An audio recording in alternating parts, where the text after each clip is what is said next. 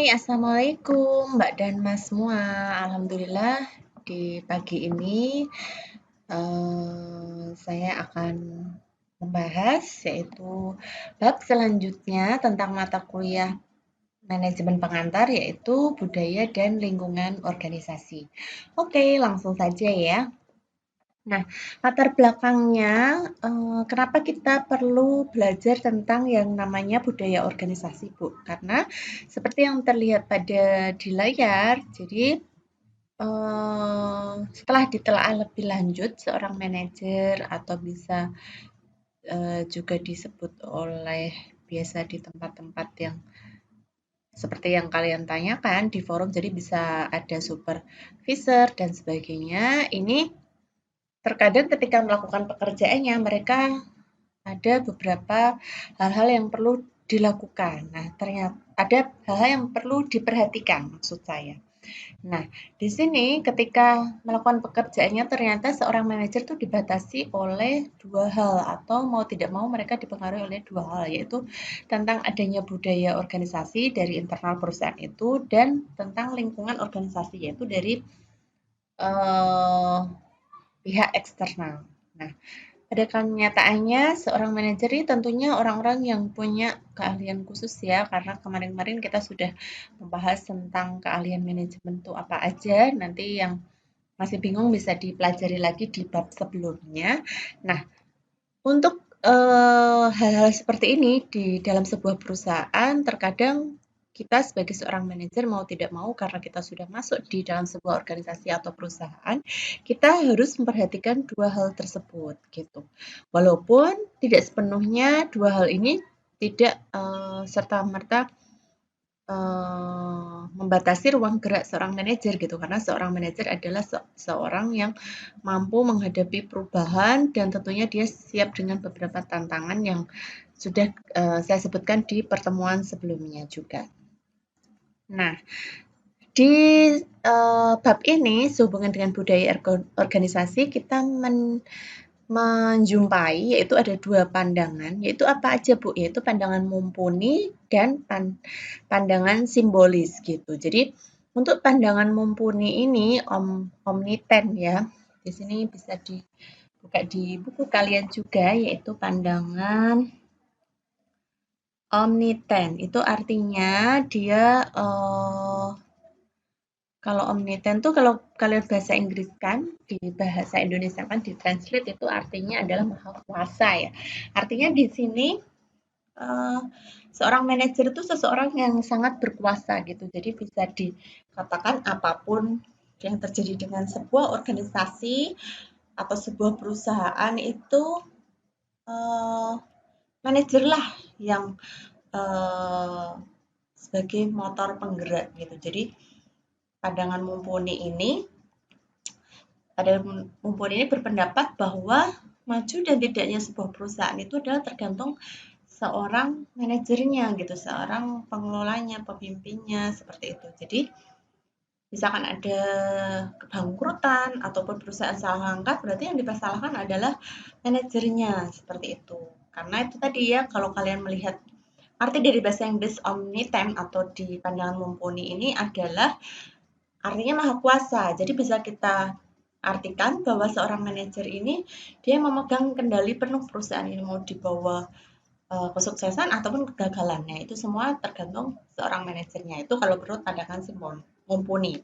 Nah, kalau menurut pandangan simbolis yaitu di sini namanya saja pandangan simbolis ya. Jadi bisa dikatakan manajer itu hanya sebagai seorang simbol gitu, sebagai sebuah simbol gitu. Jadi mau sukses atau tidaknya itu sebenarnya lebih banyak dipengaruhi di faktor-faktor di luar kekuasaan para manajer tadi. Jadi bisa budaya organisasi, bisa lingkungan organisasi gitu ya. Jadi sampai sini sudah jelas ya perbedaan antara pandangan mumpuni dan pandangan simbolis. Terus budaya organisasi itu apa sih Bu? Nah, budaya organisasi ya merupakan simpunan nilai, prinsip, dan cara bekerja yang dianut bersama dan mempengaruhi perilaku serta tindakan para anggota organisasi. Nah itu ya, jadi sudah membudaya kayak gitu kayak misalkan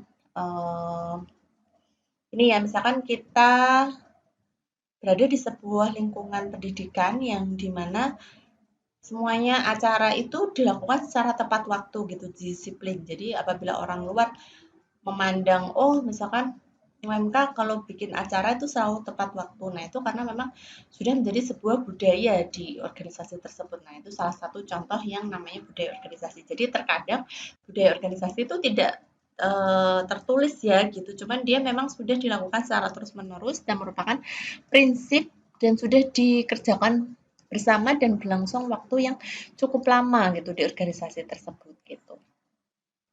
Nah, untuk dimensi budaya organisasi bisa kalian cek di buku kalian ya. Nanti jangan lupa sekali lagi pesan saya dibaca ya, karena kalau tidak mau membaca, hanya mendengarkan penjelasan dari saya nanti pemahamannya hanya setengah-setengah. Nanti artinya kita semakin tambah bab, nanti kalian semakin tambah bingung kalau tidak mau membaca. Beda halnya kalau kalian mau belajar, jadi nanti ilmunya akan semakin bertambah dan berkaitan dari bab sebelumnya terus ke bab selanjutnya. Jadi tidak ada kebingungan gitu. Terus di sini kita melihat ada dua versi, yaitu di sebuah organisasi itu ternyata ada budaya kuat dan budaya lemah gitu. Budaya kuat tuh yang diterima secara luas, artinya seluruh anggota perusahaan itu memang sudah melaksanakannya, diterima secara luas dan memang dijalankan dalam waktu yang sudah cukup lama gitu. Sedangkan budaya lemah, dia hanya dianut oleh segolongan orang saja gitu. Misalkan di Fakultas Ekonomi dan Bisnis ini beberapa orang dosen tuh kalau mengajar tuh selalu tepat waktu, Bu, gitu. Jadi itu bisa dikategorikan budaya kuat atau budaya lemah. Nah, kalau memang seluruh dosen di Fakultas Ekonomi dan Bisnis seperti itu, tepat waktu, disiplin ketika mengajar, berarti dikatakan budaya kuat. Tapi kalau hanya beberapa dosen saja, berarti itu dikatakan budaya lemah. Itu ya perbedaan antara budaya kuat dan budaya lemah. Terus sebenarnya para karyawan apabila kita bekerja di sebuah perusahaan itu kan tadi dikatakan mungkin tidak tertulis ya Bu di aturan perusahaan. Terus bagaimana cara mereka mempelajari budaya? Nah itu dari cerita teman, cerita senior, terus dari acara simbolis, misalkan setiap malam Jumat sebulan sekali itu di perusahaan saya tuh ternyata ada pengajian Bu. Nah itu kan memang sudah merupakan ritual gitu. Terus simbol kebendaan, misalkan perusahaan kita tuh Islamik banget gitu ya. Jadi apa namanya di setiap ruangan tuh banyak tulisan Arab seperti itu. Nah, itu contohnya. Terus bahasa, misalkan bahasa lebih banyak menggunakan bahasa Arab atau budayanya mungkin lebih banyak menggunakan bahasa Inggris karena kita kebetulan bekerja di perusahaan yang going internasional seperti itu. Jadi sudah saya jelaskan terkadang budaya itu tidak tertulis secara tertulis di peraturan perusahaan. Terus lingkungan, tadi kan saya ingatkan ya, jadi faktor yang mempengaruhi pekerjaan seorang manajer itu ada dua, yaitu internal dari budaya organisasi dan kalau lingkungan adalah lingkungan eksternal. Nah, untuk lingkungan ini, sebuah organisasi itu juga ada dua sistem gitu, tinggal dia merupakan sistem terbuka atau sistem tertutup gitu. Nah, kalau sistem terbuka bahwa sebuah organisasi pasti berinteraksi dengan lingkungannya gitu ya. Berinteraksi dengan lingkungan untuk mendapatkan input dan mendistribusikan output produksinya gitu. Jadi dia berinteraksi, mendengarkan ada berita apa sih di luar sana, terus sekarang itu yang in itu baru apa sih gitu. Jadi dia kalau menganut sistem terbuka seperti itu. Jadi dia peduli dengan lingkungan sekitar gitu ya. Jadi kalau sistem tertutup, otomatis sebuah perusahaan tidak menerima pengaruh dari lingkungan luar gitu. Terus lingkungan eksternal yaitu merujuk pada faktor-faktor dan kekuatan yang berada di luar organisasi namun mempengaruhi kinerja. Nah, bisa dilihat di halaman 79 Praga 3 strip 9 di situ ada lingkungan spesifik dan lingkungan umum. Nah, lingkungan spesifik itu maksudnya seperti apa, Bu? Lingkungan spesifik maksudnya yang mempengaruhi organisasi atau perusahaan itu secara langsung gitu. Jadi misalkan ada pelanggan, ada karyawan. Nah, itu kan lingkungan yang mempengaruhi perusahaan secara langsung ya. Beda halnya dengan lingkungan generik atau umum yaitu seperti ekonomi negara, politik negara. Nah, itu mungkin mempengaruhi tapi dia tidak secara langsung gitu. Nah, untuk penjelasan dari bab 3 budaya dan lingkungan organisasi ini saya rasa cukup sampai sekian dulu.